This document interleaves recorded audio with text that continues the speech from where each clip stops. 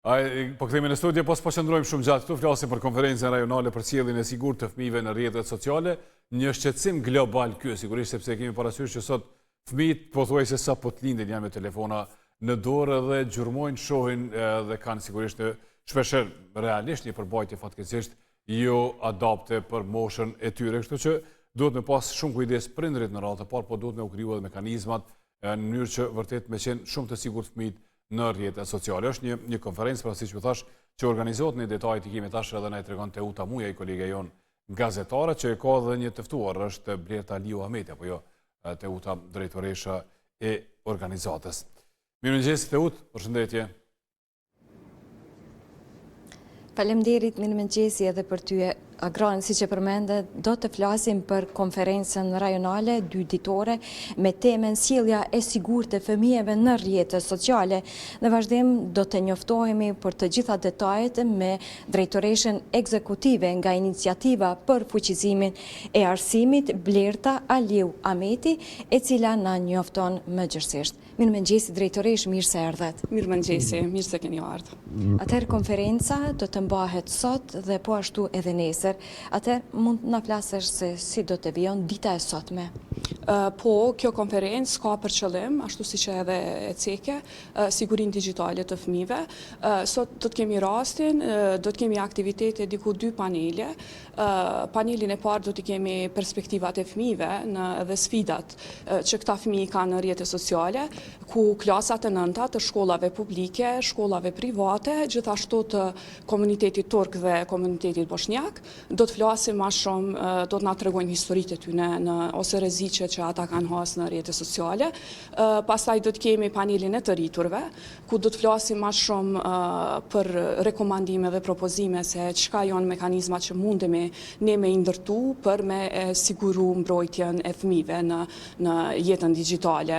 Gjithashtu do të kemi edhe aktivitete grupore, ku pastaj normalisht bashkarisht do të mundohemi të jemi zëri ndryshimit të epokës digjitale që për fëmijët tanë tani më është bërë e pashmangshme sot jetës së cilit prej tyre. Gjithashtu është e rëndësishme me cek që i kemi dikun 35 mysafir rajonal që janë pothuajse prej krejt rajonit, duke përfshi gjithashtu edhe Bosnën, Sarajevën dhe Turqinë. Gjithashtu do të kemi edhe komunitetin shkollor, drejtor të shkollave, do të kemi prind, organizata jo qeveritare, ku bashk do të mundohemi ndërtojmë mekanizma mbrojtës për këta fëmijë. Sa është rëndësishme pjesëmarrja e fëmijëve dhe sigurisht dhe gjatë kësaj konference do të shpalosin ndoshta ndonjë përvojë të tyre dhe padyshim do të japin ndoshta edhe ndonjë këshill për bashkëmoshatarët të tyre. Është shumë e rëndësishme dhe mund të them që një prej të veçantës që bën sot këtë konferencë ka të bëjë pikërisht me panelin e fëmijëve, sepse e rëndësishme është me ndëgju zërin e fëmijëve, me ndëgju këto sfida që fëmijët pothuajse çdo ditë përballen në rrjetet sociale. Unë dashta me cek që vitin e kaluar ne kemi pas një projekt pikërisht për edukimin e mjedisë digjitale, duke marrë parasysh që unë e thash jemi në epokën digjitale dhe normalisht këta fëmijë nuk mundemi ose nuk jemi këtu për t'i ndalu ata për shkak se është epokë digjitale, mirë po ideja është që të mundohemi t'i edukojmë ata që këtë përdorim ta bëjnë sa më të shëndetshëm, me që është fjala për fëmijët. Ne vitin e kaluar kemi implementuar projektin MediaWise, ku kemi takuar fëmijët e shkollave, 5 shkollave publike në Prishtinë, po gjithashtu edhe në Maqedoni dhe në Shqipëri, dhe kemi marrë raste histori shqetësuese që këta fëmijë çdo ditë përballen me dhunën në internet. Kështu që po është një prej më të veçantave. Kisha me thonë që është paneli fëmijëve sot, mendzi po presim t'i dëgjojmë zërin e fëmijëve lidhur me këtë tematikë. Dhe padyshim e kam pritur mirë, po si që përmende do të marrin pjesë 35 pjesëmarrës, por jo vetëm ata, në total janë 100 pjesëmarrës ku secili prej tyre do të shpalosën ndoshta edhe përvojat e tyre që kanë pasur, siç janë prind, psikolog, policë të Kosovës do të ketë, po ashtu mësimdhënës, Po, në total jemi diku 100 të pranishëm për këto 2 ditë, po do të kemi komunitetin e shkollës, do të kemi mësimdhënës, psikolog, prind, organizata jo qeveritare, OSBE-n, të cilët edhe këta kanë qenë një prej, si me thonë, shtytësve të këtij projekti, duke u munduar që çështjen e edukimit mjedis digjitale ta shtyjmë përpara për me integru edhe në kurrikulën arsimore. Gjithashtu do të kemi edhe prej organizatave tjera të cilët kanë një ekspertizë dhe do të flasin më shumë rreth kësaj çështje, sepse është mirë, edhe unë mendoj që është koha që të bashkohemi institucionet, prindërit, organizatat, por edhe vetë fëmijët për me ndërtu një siguri digjitale, sepse edhe vetë ato prej hulumtimit që ka kemi marrë, domethënë teren, është mëse e nevojshme të reagojmë. Gjithashtu, ditën tjetër, domethënë nesër, kemi Policinë e Kosovës, njësia e krimeve kibernetike, të cilët do të mbajnë një prezantim për dhunën e rasteve në internet, domethënë që i përfshin fëmijët dhe adoleshentët, ku po besoj që kjo ka me qenë shumë e vlefshme për me pa faktikisht në kohë reale se ku jemi, domethënë cilat janë rastet që Policia e Kosovës merr çdo ditë prej dhunës në internet që i përfshin fëmijët, adoleshentët. A mendoni që është sfiduese edhe për prindrit, të thotë qasja e tepër në përjetës sociale ndikon ndoshta edhe për mësim, po ashtu edhe për qasje ndoshta edhe në familje apo edhe në shoqëri?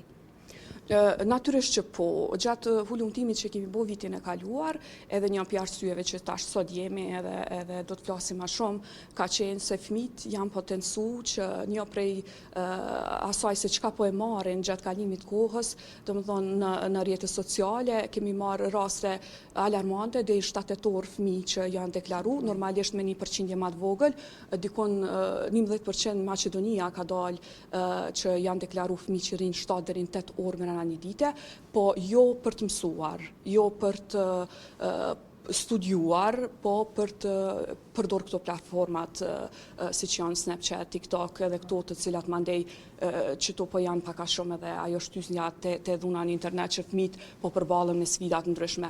Sa i përket pjesës së përqendrimit, natyrisht që po, sepse edhe rezultatet e PISA-s na kanë treguar që jemi olt, domethënë edhe një prej faktorëve është kjo, pasi që fëmijët me idenë që po ekspozohen me orë të tëra, atëherë mandej normalisht kjo po ndikon që fëmijët mos me pas një përqendrim sa duhet. Kështu që e rëndësishme është ta them që ne po mundohemi prej perspektivave tona, prej ekspertizave që i kemi, të mbrojmë fëmijët, edhe t'i edukojmë. Edhe ideja kryesore është që të mundohemi që edukimin e mjedis digjitale ta integrojmë në kurrikulën arsimore. Një sqarim të vogël është në kurrikulën arsimore, mirë po prej vitit 2016 ende nuk gjen zbatim. Nuk kemi një landë e cila është mëse e domosdoshme për fëmijët tanë sot. Kush janë faktorët kryesorë të cilët fëmijët mund të ndikohen të rrinë sa më shumë në rrjetet sociale, siç e përmendën platforma të ndryshme,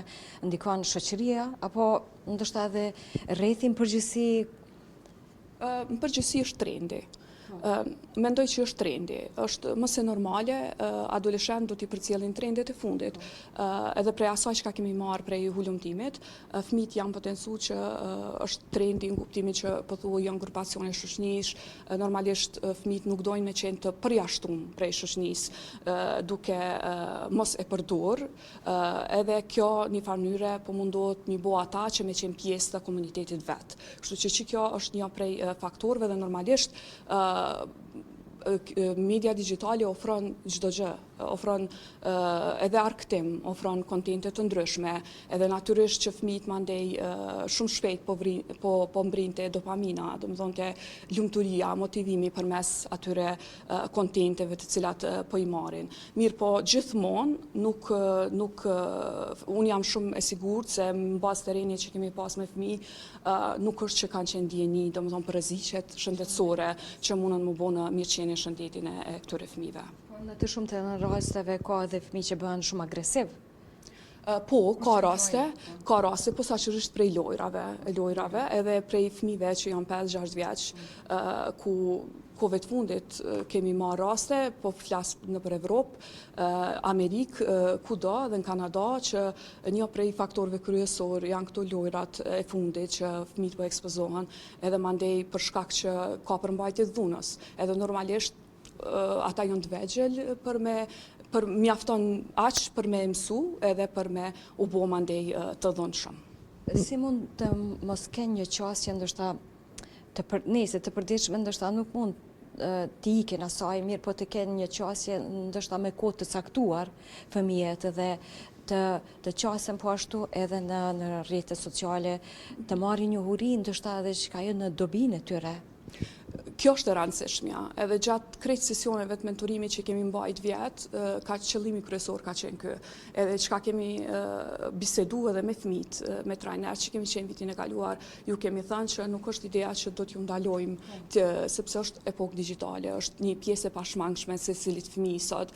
E rëndësishme është ta përdorni shëndetshëm, sepse nëse ju dini ta përdorni, ka shumë çka, ka shumë të mira, të cilat do t'ju ndihmojnë juve për të zgjeru, domethënë në karrierën e tyre, diturinë e tyre, keni enciklopedi, ka raste studiojnë në vendet huaja prej Kosovës, domethënë ka raste shumë të mira dhe të shënosha që fëmijët mundën me përdorë median digjitale dhe kjo ka qenë qëllimi edhe vazhdon me qenë sot. E rëndësishme është që edhe sot te paneli dytë, ku janë perspektivat e të rriturve, kemi edhe ekspertë IT-s, ku po besoj që kohëve të fundit po flitet edhe për disa aplikacione të cilat ka mundësi që të kontrollohet, domethënë aktiviteti në rrjetet sociale bashkë me prind. Edhe kjo kishme qenë më e mira dhe më e rëndësishmja për me e pa se në çka në fakt fëmijët po kanë qasje, edhe çfarë kontenti po ju shfaqet aty ne, pasi që jemi të vetëdijshëm që fëmijët sot nëpër TikTok shohin kontente që nuk janë për moshën e tyre, edhe kjo është mandej shqetësimi edhe prej krejt saj mandej po vjen edhe dhuna. Kështu që sot e kemi rastin të ndëgjojmë propozime, rekomandime se si mund ta zgjidhim bashkë edhe me prind. Besoj se gjatë këtyre 2 ditëve do të shpalosen ndoshta edhe përvoja të tjera nga pjesëmarrësit, të cilët do të jenë aktive në këtë konferencë. Po, unë e përmenda janë edhe OSBE-ja sot, të cilët janë edhe për fjalë hyrëse, të cilët kanë punuar në këtë drejtim.